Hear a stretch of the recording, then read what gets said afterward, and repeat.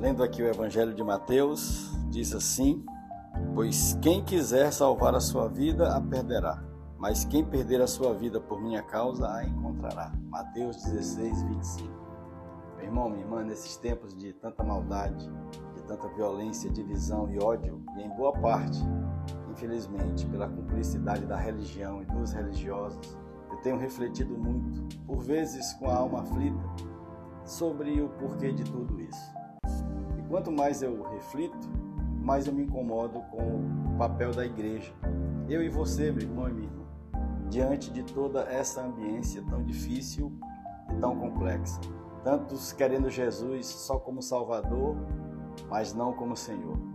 E me permitam aqui compartilhar algumas percepções na esperança de que inspire e abençoe a sua vida, assim como encoraja e anima a minha vida, meu irmão e minha irmã, para que nós possamos seguir nessa busca de como vivermos como genuínos discípulos de Jesus, apesar de nós. Meu irmão, minha irmã, de uma forma geral, nós vemos neste tempo, no nosso país e no mundo, uma tentativa de construir, de ampliar muros de separação. Nós vemos um perverso investimento na desarmonia, na desagregação, uns contra os outros.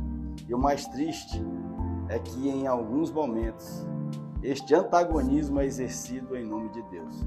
Cada um no seu quadrado, no seu espaço religioso, blindado pelo interesse ensimesmado que transforma em inimigo qualquer pessoa, qualquer um que não se enquadre a esses modelos e espaços que só pensam no resultado, no desempenho e quase nada nas pessoas.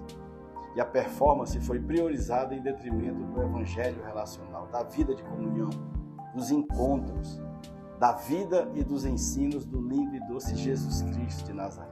Meu irmão, minha irmã, e olhando para tudo isso num choro meio que interior, numa oração de pranto, eu fico aqui refletindo. A vida e o evangelho de Jesus nos trazem uma claridade tão bela, tão inequívoca. A vida de Jesus nos ensina de uma forma tão simples e tão linda sobre tudo isso, e eu fico aqui me perguntando por que nós ainda agimos neste momento por interesse e não por propósito. Por que nós vivemos por expectativa e carências e não por perspectiva e testemunho. Meu irmão, minha irmã, a fé é a convicção de salvação e não a expectativa de salvação. Porque o propósito da fé é nós sermos livres para a gente cumprir o propósito, meu irmão e minha irmã, através da comunhão, para sermos filhos que revelam o Pai, livres para sermos instrumentos de salvação um para o outro. E a igreja não pode se comportar como quem quer somente se salvar. Mas a igreja que somos todos nós, eu e você, essa igreja precisa viver o seu propósito, o propósito de encher esse mundo, de encher essa ambiência ao nosso redor, à nossa volta, de todas as virtudes que procedem de Deus, das virtudes de Deus, o nosso Pai. Meu irmão, minha irmã, a igreja, expressão do corpo, não pode viver para garantir o resultado das nossas liturgias, do desempenho, dos resultados. A igreja não pode existir pelos interesses, pois quem age apenas por necessidade e por interesse, a Bíblia nos ensina a nada fazermos por necessidade ou interesse, ainda vive uma espécie de imaturidade nessa linda jornada com Cristo Jesus. Porque se é por interesse, meu irmão, minha irmã, não é por amor. E se não é por amor, de nada vale, como nos ensina Paulo na sua êxtase literária de 1 Coríntios 13. Meu irmão, minha irmã, os filhos maduros, conscientes da sua identidade e livres, fazem pelo propósito eterno pelo qual o Pai nos criou. Ou seja, fazem pelo propósito de vivermos enquanto filhos que revelam o Pai para que o Pai seja glorificado. É isso. Porque se fazemos tudo pela mera expectativa de nos salvar, aí nos perderemos, meu irmão. Porque quem quiser salvar a sua própria vida, perderá, mas quem perder a sua vida por causa da vida e do Evangelho de Jesus, a encontrará. Como nos ensina o próprio Jesus aqui nesse Evangelho de Mateus, no capítulo 16. Meu irmão, minha irmã, a igreja, no geral, se comporta como uma criança ainda, que não tem consciência, mas que está cheia de carência. E quando se age pelas carências, se age pelas conveniências, e então uma igreja sem consciência de si mesma, ela age pelo seu interesse, e agindo assim pelo interesse, acaba por atuar de forma conveniente, pensando só na instituição e quase nada nas pessoas, movendo-se pela fome e não pelo propósito eterno para o qual Deus nos criou. Meu irmão, minha irmã, salvação não é algo que a gente busca lá no futuro, não é expectativa. Salvação é convicção do propósito através da fé.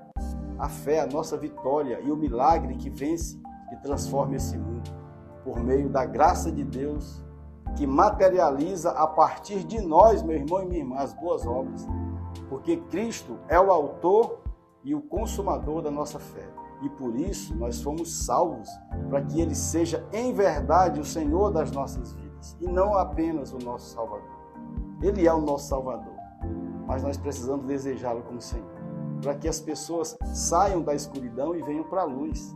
E isso não tem a ver com lados, meu irmão. Isso tem a ver com o lugar. E esse lugar é dentro da vontade de Deus, da exclusiva vontade de Deus, que é o melhor lugar para nós estarmos. E para mim é incompreensível ver tantos construindo esse muro que o lindo e doce Jesus Cristo já derrubou. E o mais grave, fazendo isso em nome de Deus, construindo além do muro um mau testemunho que, ao invés de atrair as pessoas para a luz que é Cristo, acabam por afastar as pessoas dele, Cristo Jesus. E viver essa divisão, construindo muros e escolhendo lados, meu irmão e minha irmã, só serve para ampliar a escuridão ao nosso redor. Queridos, eu imagino que a lição é, ao invés de nós preferirmos o caminho desprovido de graça, dessas escolhas de que lado do muro a gente vai ficar, o ponto importante é nós decidirmos viver pelo caminho ousado da submissão ao Senhor e ao propósito das relações que revelam as virtudes de Deus, o Senhor, que é também Salvador, o nosso Senhor. Há mais coragem, meu irmão e minha irmã, na submissão ao propósito do Senhor para mim e para você, do que na decisão imatura de nós escolhermos de que lado nós vamos ficar. E o que entristece é a gente perceber que estas verdades simples e tão claras quanto o sol ao meio-dia não são percebidas e nem são vividas por tantos que se dizem cristãos, mas que não vivem o exemplo e, por consequência, nem clareiam e nem salgam e promovem essa escuridão, porque são insípidos e, portanto, cumprem a decisão de escolher lado, mas não cumprem o propósito de serem filhos, vivendo as relações e a comunhão uns com os outros, que é o propósito para o qual Deus nos criou.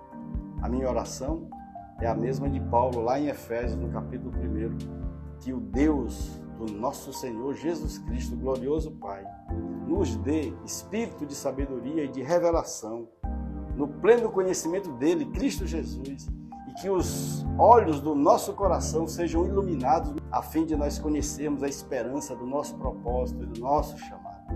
Olhos iluminados para sermos filhos maduros. Meu irmão, minha irmã, Jesus é o nosso Salvador, sim, mas Ele é ainda mais precioso como Senhor, porque ao reconhecermos e vivermos sob o senhorio de Jesus, nós experimentamos uma transformação profunda e verdadeira.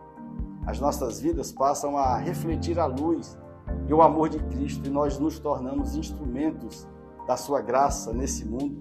E tudo isso, meu irmão, tudo isso para o nosso próprio bem, para o bem de todas as pessoas e para a exclusiva glória de Deus. Jesus é o nosso Salvador, mas a minha oração e meu desejo é que esse espaço da nossa interioridade, da nossa alma, seja totalmente preenchido pela convicção de que Jesus é o Senhor, para que nós possamos desejar viver pelo propósito eterno para o qual Deus nos criou, sermos filhos maduros, salgando e clareando esse ambiente escuro ao nosso redor, para o nosso próprio bem, para o bem de todas as pessoas e para a exclusiva glória de Deus. Que o amor de Deus, o Pai, a graça bendita de Jesus, o Filho, as consolações e a comunhão do Espírito Santo de Deus estejam com todos nós, com todos vocês, em todo tempo, em todo lugar. No nome bendito de Jesus. Um beijo, um abraço com a minha alma, uma ótima semana e até a próxima.